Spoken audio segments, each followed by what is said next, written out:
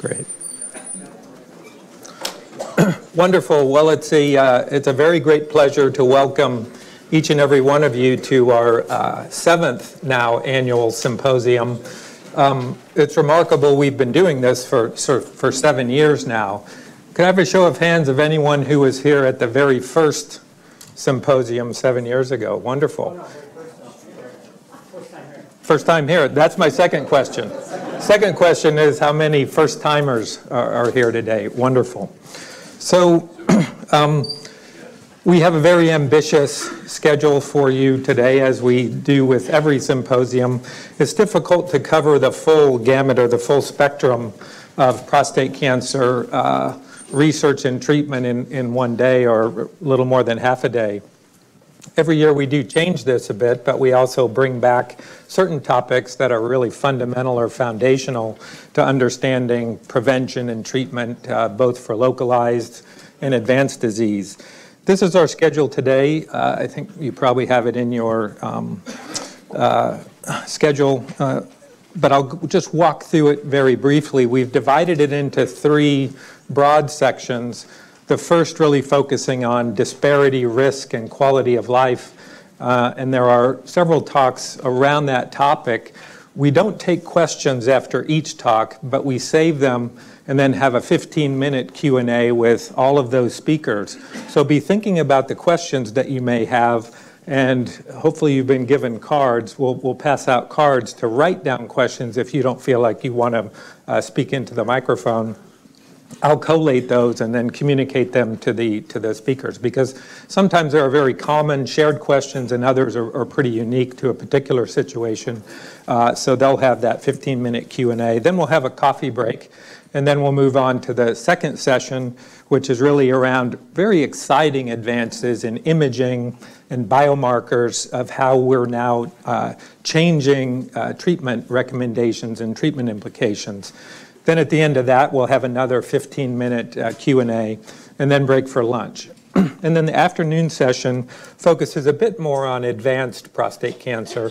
A lot of exciting developments around precision medicine and precision oncology, how we more tailor treatment. And we'll end the symposium with really a glimpse of how oncologists, radiologists, surgeons come together for challenging cases. This is really where you can bring in more the art of medicine as opposed to the science of medicine. Where you have a difficult situation, you may have multiple options for treatment, and we confer together to come up with a consensus plan. So we're going to actually have two cases presented that may have different options for treatment and show you how we come to a conclusion regarding the optimal treatment for that particular individual. So the IPCR is really a collaborative effort between the University of Washington, Fred Hutch, and the Cancer Care Alliance to come together to bring research to bear on important clinical problems that we face in prostate cancer. So it really is a very collaborative effort across these institutions. We do have a website for those of you who are interested in learning more about it. You can just Google it. I'll mention now, but also mention again, that all these talks will be recorded and put on YouTube. So if something kind of is pretty high level and escapes you the first time, you can go back and review it later. But this, our IPCR website, you can see there's more information there. So our objectives, we really have 4 objectives this morning. The first is to provide information to you concerning the current state of prostate cancer prevention, screening, and treatment. The second objective is to highlight the exciting new work that's really being done here in Seattle at the University of Washington, Fred Hutch, and the Cancer Care Alliance. And then also to provide this forum for dialogue, for back and forth. When you ask us questions, it really helps us focus our research and communication back to you about where the state of the field is and where it's going. And then finally, we want to emphasize this importance of the bi-directional partnership between you and all of us. There are many thanks. I want to begin by thanking Nola Klemfus, who really organized the symposium, as well as all the support staff from Fred Hutch and UW. I want to thank all the prostate cancer support groups around the Pacific Northwest. Many of you either organize or participate in those, and they've been very, very important. We also have a number of financial sponsors for this symposium: Pfizer, Color Genomics, Astellas, the Proton Center of the Seattle Cancer Care Alliance, and also Whole Foods. And then donors to the Institute for Prostate Cancer Research has really fueled a lot of the fundamental research that we'll be talking about. So I want to spend just 5 minutes really laying the landscape, or providing a more common foundation for the talks that you're going to hear later. This was really brought home to me a few years ago when I gave a talk, kind of a lay public talk around prostate cancer diagnosis and screening. The most informative part of a talk to me is the question and answer period, because during that QA period, I find out how effectively I communicated that message. So at the end of this roughly 45-minute talk, I opened up for questions.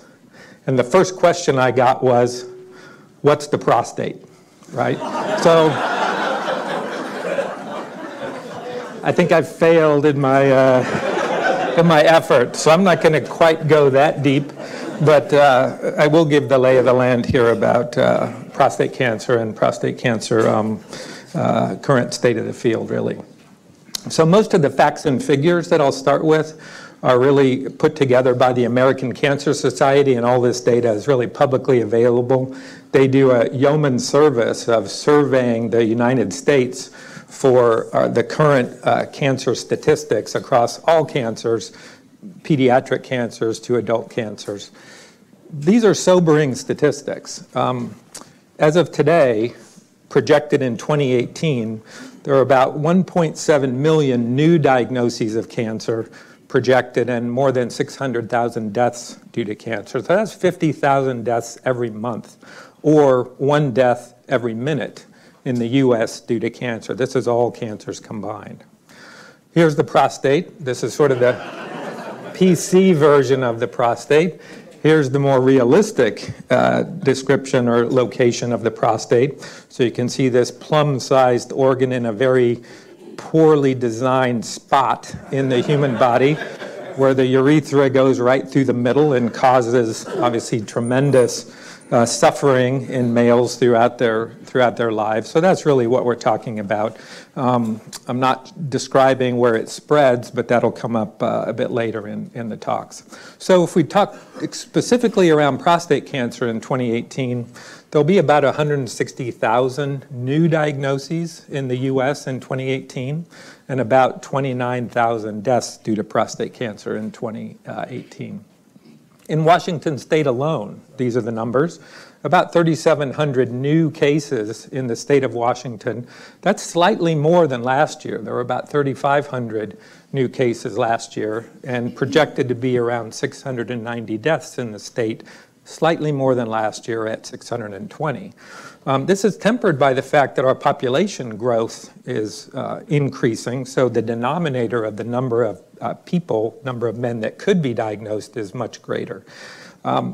In 2018, the estimated burden of prostate cancer, 19% of all new cancers diagnosed in men are in the prostate. So almost 20%, 1 in 5. And the deaths due to prostate cancer, about 9% of all cancer deaths are due to prostate cancer. So these are sobering statistics, as I mentioned, but there are many reasons for optimism, and that's going to be the focus of this symposium, really. And that is the trends in death rates are declining rapidly. So what this graph shows is the number of men per 100,000 dying of a particular cancer. And this number is for lung cancer here at the top. That dramatic decline is most likely due to decrease in smoking rates. Prostate cancer is this red line. So there was a kind of a peak in the mid-early 90s. And since that time, it has declined very steeply, almost in half. We don't really entirely understand why. Dr. Etzioni, who you'll hear from later, has done a lot of work in this area, possibly due to screening and early detection, possibly due to better treatments in advanced prostate cancer, but fundamentally we're still trying to understand what is driving this decline. But it is in the right direction, which is obviously fantastic. So the optimism here is that we're learning more and more about risk, and you'll hear about that in talks this morning. We're learning more about prevention, diet, exercise, other features.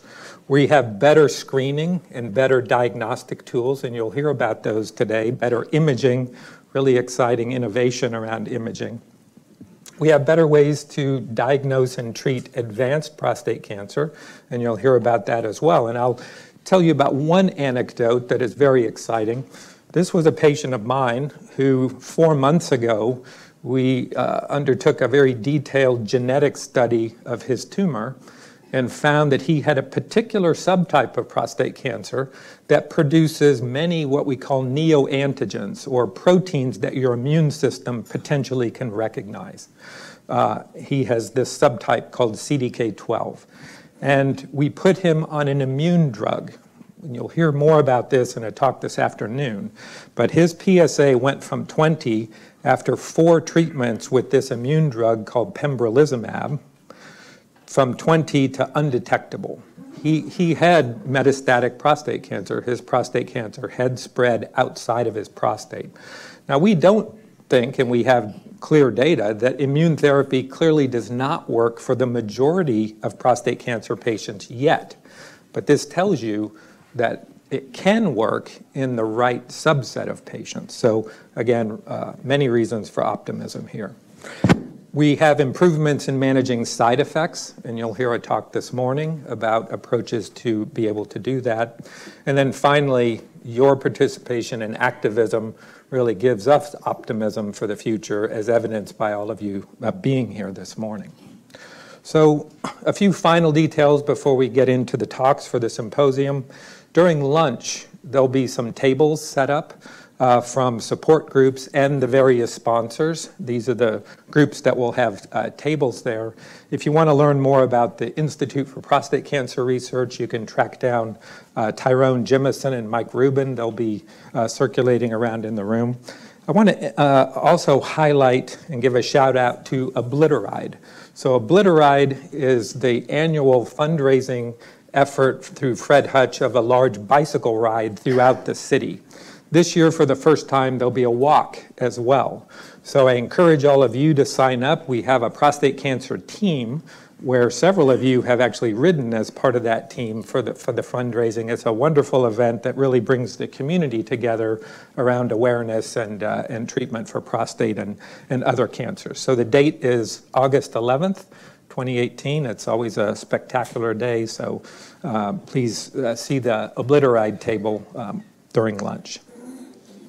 The talks, as I mentioned, will be posted to YouTube. We are going to use this question card so we can pass out those cards and be thinking about the kind of questions as the speakers talk, because again, they won't address questions right after each talk. So you need to hold those until the end of that session, and then we'll have the 15-minute Q&A. And then at the end of the symposium, your feedback is very important. We change this every year depending on the kind of talks and topics and areas that you want to focus on. So next year, hopefully, we'll be doing this again, or potentially we could even think about doing it more frequently, but it really depends on your interests in your feedback. Very good. So thank you. That's the introduction here. So I want to move into session 1, and Dr. Etzioni